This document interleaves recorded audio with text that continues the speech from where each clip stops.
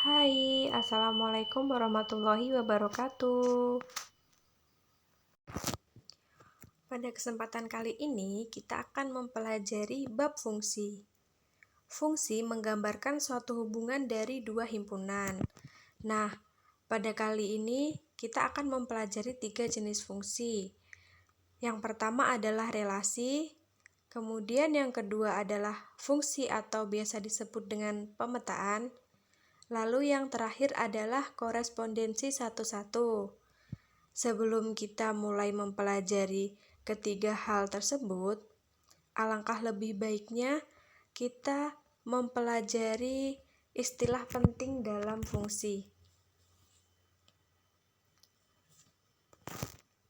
Yang pertama adalah domain atau biasa disebut dengan daerah asal dari suatu himpunan. Kemudian, yang kedua kodomain atau biasa disebut daerah kawan dari suatu himpunan. Dan yang ketiga adalah rank yang biasa disebut sebagai daerah hasil. Perhatikan contoh di bawah ini. Semua anggota himpunan A bisa disebut sebagai domain. Kemudian, seluruh anggota dari himpunan B biasa disebut kodomain. Kemudian ranknya adalah hasil pemetaan dari himpunan A ke himpunan B. Dan di sini hasil pemetaannya adalah 2, 3, dan 4. Selanjutnya kita akan mempelajari tentang relasi. Relasi adalah suatu aturan yang memasangkan anggota-anggota dari dua himpunan. Jadi, relasi dari himpunan A ke himpunan B adalah suatu aturan yang memasangkan anggota-anggota himpunan A dengan anggota-anggota himpunan B. Kemudian bagaimana cara menyatakan relasi? Cara menyatakan relasi ada 3. Yang pertama adalah menyatakan relasi dengan diagram panah. Perhatikan contoh di bawah ini. Dalam suatu kelompok bermain, terdapat 4 anak yang menyukai warna berbeda. Eva menyukai warna merah. Roni menyukai warna hitam. Warna kesukaan Tia sama dengan warna kesukaan Eva. Sedangkan Dani menyukai warna biru. Nyatakan relasi tersebut dalam bentuk diagram panah. Nah, cara menyelesaikannya adalah sebagai berikut. Dalam uraian soal, kita telah mengetahui terdapat 2 himpunan. Jadi kita kelompokkan himpunan nama anak yang terdapat dalam kelompok bermain dalam himpunan A. Anggota himpunan A yaitu Eva, Roni, Tia, dan Dani. Kemudian, anggota himpunan B adalah warna kesukaan dari setiap anak. Anggotanya adalah merah, hitam, dan juga biru. Kemudian, kita jangan lupa menuliskan relasi yang terbentuk, yaitu menyukai warna. Nah, agar kedua himpunan tersebut saling terhubung, kita hubungkan dengan panah-panah sesuai dengan warna kesukaan mereka. Eva menyukai warna merah, jadi kita arahkan anak panah dari Eva ke merah. Begitupun dari Roni ke hitam dan seterusnya. Nah, seperti itulah cara menyatakan relasi dalam bentuk diagram panah. Selanjutnya, cara menyatakan relasi yang kedua adalah menggunakan himpunan pasangan berurutan. Dengan soal yang sama, nyatakan relasi tersebut dalam bentuk himpunan pasangan berurutan. Bagaimana cara menyelesaikannya? Pertama-tama, kita kelompokkan dulu sesuai dengan relasi yang terbentuk, yaitu nama anak dengan warna kesukaannya. Kita kelompokkan dengan tanda kurung. Misalnya dalam soal Eva disebutkan menyukai warna merah. Jadi kita kelompokkan dalam kurung antara Eva dan juga warna merah. Kemudian dalam soal disebutkan bahwa Roni menyukai warna hitam. Kita kelompokkan juga Roni dan warna hitam dalam satu tanda kurung. Begitupun Tia, disebutkan dalam soal warna kesukaan Tia sama dengan warna kesukaan Eva, yaitu merah. Jadi, kita kelompokkan Tia dan merah dalam satu tanda kurung. Dan yang terakhir adalah Dani. Disebutkan dalam soal, Dani menyukai warna biru. Jadi, kita kelompokkan Dani dengan warna biru dalam satu tanda kurung. Selanjutnya, semua pasangan dari relasi yang terbentuk ini kita jadikan satu dalam kurung kurawal, seperti tulisan di bawah ini. Kurung kurawal, dalam kurung Eva, merah, dalam kurung Roni, hitam, dalam kurung Tia warna merah, kemudian dalam kurung lagi Dani warna biru, kemudian kita tutup dengan kurung kurawal lagi. Nah, cara menyatakan relasi yang terakhir adalah menggunakan diagram kartesius. Soalnya masih sama seperti yang di atas, perintahnya adalah nyatakan relasi tersebut dalam bentuk diagram kartesius. Nah, di bawah ini sudah terdapat gambar diagram kartesius. Garis horizontal adalah menunjukkan himpunan A, yang anggotanya adalah nama anak-anak dalam kelompok bermain. Dan yang garis vertikal adalah anggota himpunan B yang menunjukkan warna kesukaan dari anak-anak dalam kelompok bermain. Kemudian, relasi yang terbentuk disimbolkan dengan noktah atau titik, yaitu titik temu antara himpunan A dan juga himpunan B. Selanjutnya, kita akan belajar tentang fungsi atau pemetaan. Fungsi atau pemetaan adalah suatu relasi khusus yang memasangkan setiap anggota domain dengan tepat satu anggota pada kodomain. Jadi, fungsi atau pemetaan dari himpunan A ke himpunan B adalah relasi khusus yang memasangkan setiap anggota A dengan tepat satu anggota di himpunan B. Bagaimana cara menentukan yang mana fungsi dan bukan fungsi? Perhatikan gambar di bawah ini. I1 adalah bukan fungsi. Mengapa demikian terjadi? Karena terdapat anggota himpunan A, yaitu A kecil yang memiliki lebih dari satu pasangan di himpunan B. Kita lihat, A kecil memiliki dua pasangan di himpunan B, yaitu 1 dan 2. Hal ini adalah bukan fungsi. Karena apa tadi fungsi? Kita lihat tadi pengertian fungsi. Fungsi adalah suatu relasi khusus yang memasangkan setiap anggota domain dengan tepat satu anggota di kodomain. Jadi dapat disimpulkan bahwa dalam fungsi atau pemetaan itu terdapat aturan, yaitu domain harus punya pasangan tepat satu, tidak boleh kurang dan juga tidak boleh lebih. Lanjut ke contoh yang I2. I2 juga bukan merupakan fungsi, karena terdapat anggota himpunan A, yaitu A kecil yang tidak memiliki pasangan di himpunan B. Nah, ingat ya. Jadi, domain harus memiliki pasangan tepat satu di kodomain. Tidak boleh lebih dan tidak boleh juga kurang. Atau tidak memiliki pasangan sama sekali.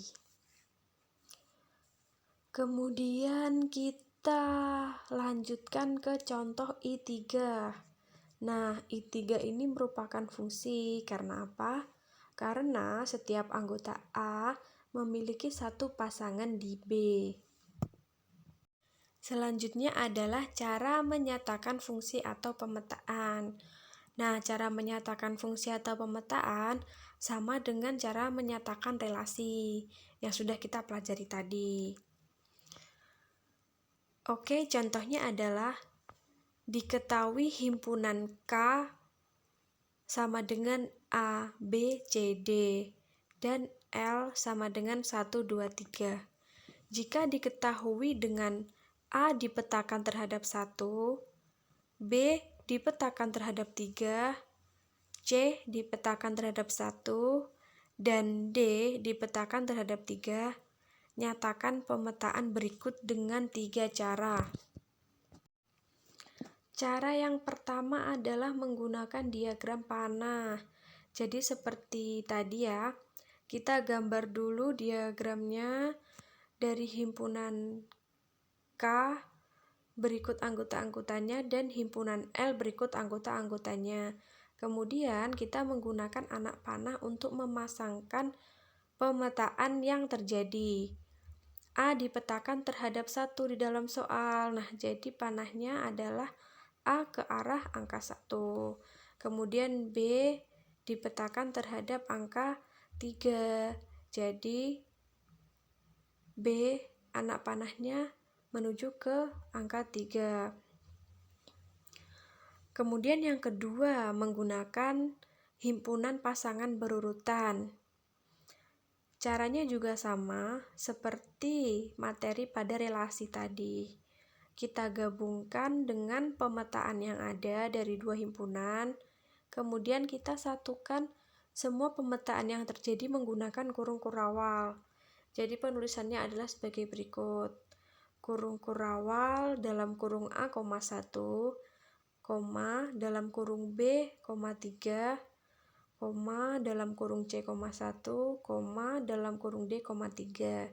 Kemudian kita tutup menggunakan kurung kurawal. Selanjutnya yang terakhir adalah menyatakan fungsi atau pemetaan menggunakan diagram kartesius. Sama dengan cara yang tadi, himpunan K ada di garis horizontal, himpunan L ada di garis yang vertikal. Kemudian pemetaan yang terjadi disimbolkan dengan noktah atau titik-titik. Kemudian, bagaimana cara mengetahui banyak fungsi dari dua himpunan? Dalam menentukan banyaknya pemetaan yang mungkin dari dua himpunan, di mana banyaknya anggota himpunan A kita sebut sebagai NA, sedangkan banyaknya anggota himpunan B kita sebut sebagai NB, maka diperoleh rumus sebagai berikut. Banyaknya pemetaan yang mungkin dari A ke B adalah NB pangkat NA, sedangkan banyaknya pemetaan yang mungkin dari B ke A adalah NA pangkat NB. Nah, berikut ini adalah contohnya. Misalnya himpunan A adalah 1,2 dan himpunan B adalah A, B. Maka berapa banyaknya pemetaan yang mungkin? Nah, dari soal kita dapat mengetahui NA atau banyaknya anggota dari himpunan A adalah 2 dan NB atau banyaknya anggota dari himpunan B adalah 2. Jadi, banyaknya pemetaan yang mungkin dari A ke B adalah NB pangkat NA. Karena tadi masing-masing anggota himpunannya sama, jadi NB pangkat NA sama dengan 2 pangkat 2, sama dengan 4. Jadi, banyaknya pemetaan yang mungkin dari A ke B adalah 4.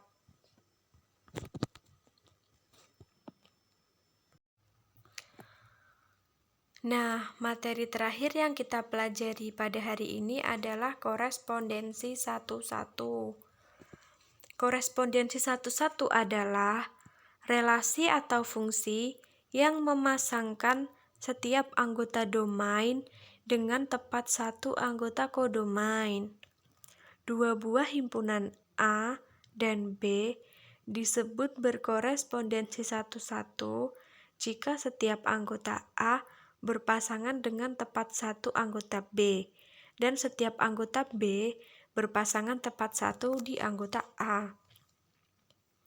Pada korespondensi satu-satu, jumlah anggota himpunan A dan B haruslah sama. Mari kita perhatikan contoh di bawah ini. Dari contoh I1, I2, dan I3 terdapat masing-masing tiga relasi yang himpunannya sama, yaitu K dan L. Nah, apakah ketiga bentuk ini merupakan korespondensi satu-satu? Jawabannya adalah benar. Mengapa demikian? Karena setiap anggota dari domain memiliki tepat satu pasangan pada anggota kodomain. Begitupun sebaliknya, anggota kodomain memiliki pasangan tepat satu pada anggota domain. Nah, sudah jelas ya. Selanjutnya kita akan mempelajari banyak korespondensi satu-satu. Banyaknya korespondensi satu-satu dari A ke B adalah dapat dirumuskan sebagai NA sama dengan NB sama dengan N faktorial. Jadi yang perlu kita tegaskan adalah korespondensi satu-satu ini antara domain dan kodomain harus memiliki jumlah himpunan yang sama, maka ia akan dapat disebut sebagai korespondensi satu-satu. Kemudian selain itu, apalagi? Maka kodomain harus memiliki pasangan tepat satu di domain. Begitupun domain harus memiliki pasangan tepat satu di kodomain. Maka suatu relasi dapat disebut sebagai korespondensi satu-satu. Berikut ini adalah contoh mencari banyak korespondensi satu-satu yang mungkin terjadi.